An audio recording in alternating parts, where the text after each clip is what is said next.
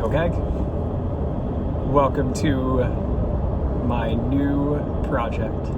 I decided to maybe document this on YouTube so then I can look back at it. I think that would be a lot of fun. So right now I'm driving back with my new project. I'm really excited about it.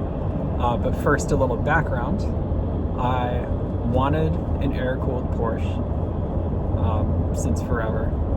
And a year or two ago, I bought a 996, thinking that would kind of scratch the itch of owning a 911. And it handled really well, but it didn't look that great. It was the early one with the cracked egg yolk headlights, and it was a convertible, which I didn't really want, but both of those things were also points against the purchase price, which was good for me at the time. And then I skipped the timing chain on the motor and bent 6 of the valves.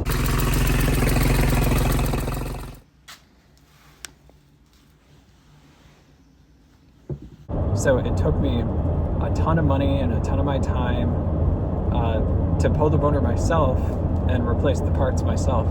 Still, all the parts were really expensive. And I said, I'm not dealing with this time bomb again. I want to have a car that I can enjoy. So I sold the 911, the 996, and I bought a GR86, which has been a lot of fun.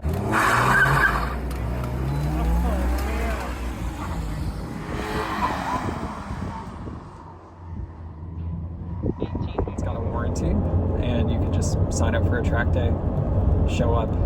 Nothing needs to happen. It's just ready to go out of the box.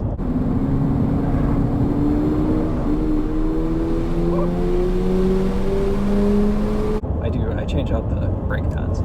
So that's really fun, but I want a project and I want an old car.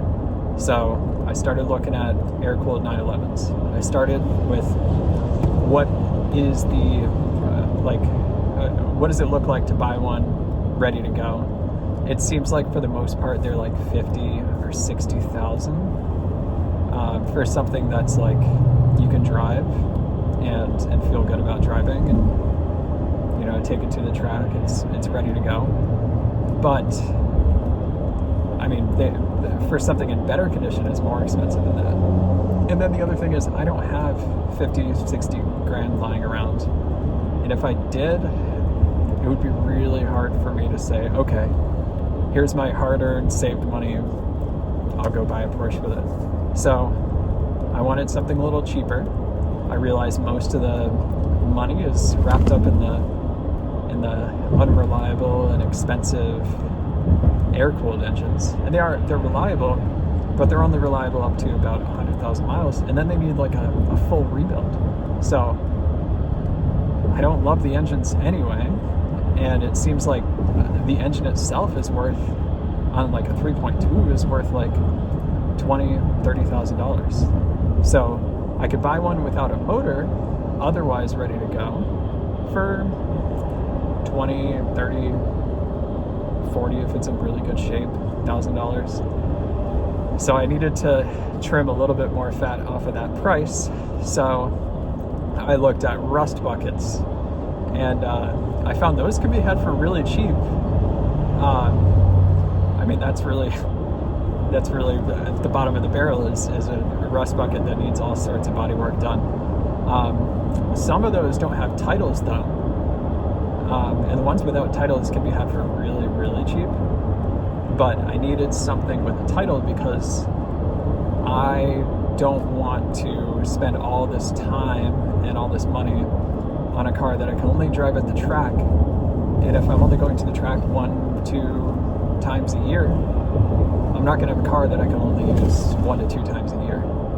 So what that left me with was this one car in Sacramento, about 3 hours from me, that has been sitting on Facebook Marketplace for the past few months.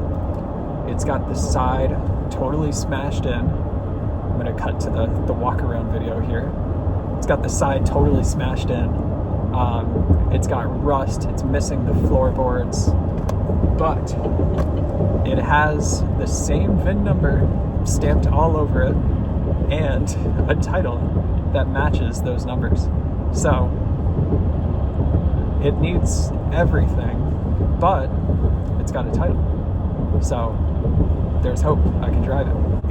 Now that I'm looking at it in person versus pictures, it looks doable. It looks like something that I'm gonna take my time with. I have a new baby.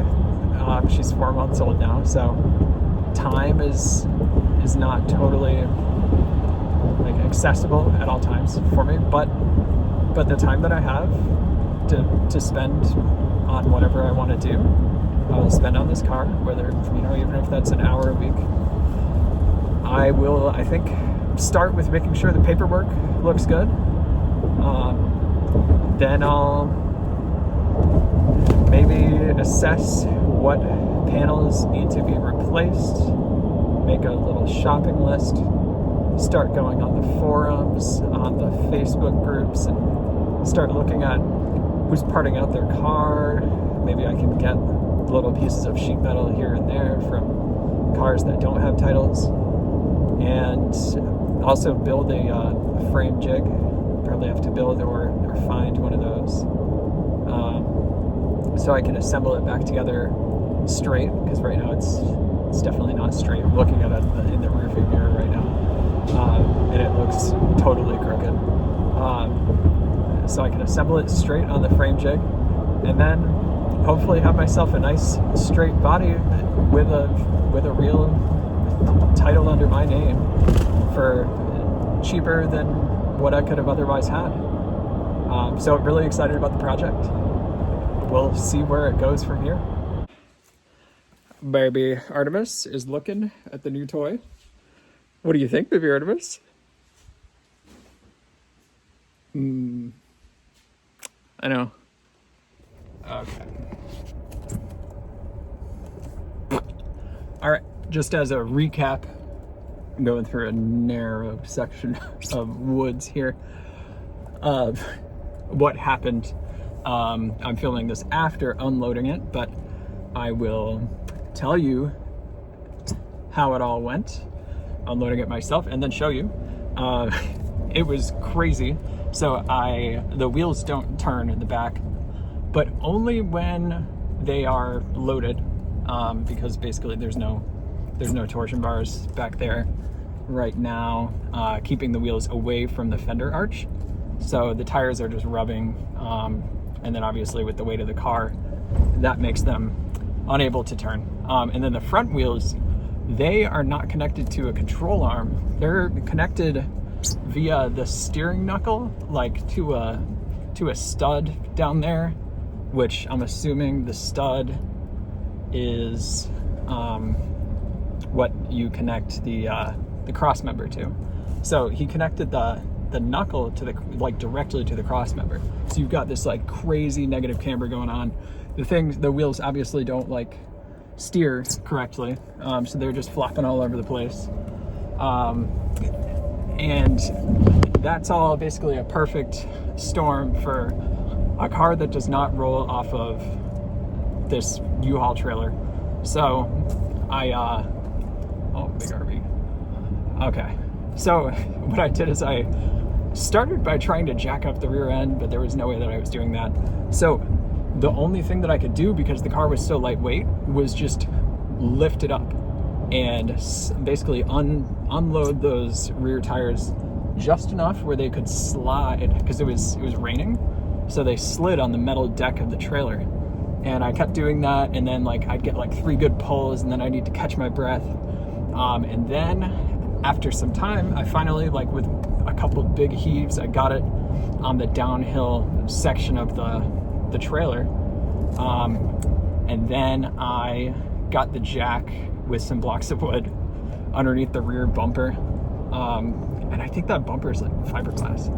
I don't know. So it was like a really sketchy thing. I jacked up the rear end enough to, again, unload the wheels and just start pulling this like sketchy thing towards me. Do not try this at home. And then once I got to a certain point, the front wheels were now like kind of hanging off the trailer, and I had to jack under the fuel tank support because there was no cross member there, and I just didn't have like some good pieces of wood lying around. So I didn't know what I was getting as far as a car goes. Like you can kind of tell a little bit from the pictures, but you can't totally tell what's going on. And the guy didn't really communicate a whole lot before I got there. Once I got there, it was super nice. So anyways, jacked under the fuel tank, and it was totally unprepared, but I got basically the rear of the car was sitting on the ground, the front of the car was jacked like way up in the air, and then I could drive the trailer out from underneath the car and then very carefully let the car down. Oh, and the jack, I couldn't get the jack handle in a good spot to use it. So I just had the jack just poking through the missing floorboards of the car. So kind of a plus for having a car with missing floorboards. So Artemis got to help me. The car is now in the garage after a couple days. It got a little bit of rain, so it's clean and ready to go. I had to borrow my neighbor's furniture dollies, so now we're gonna go bring them back. He lives just up the hill that way.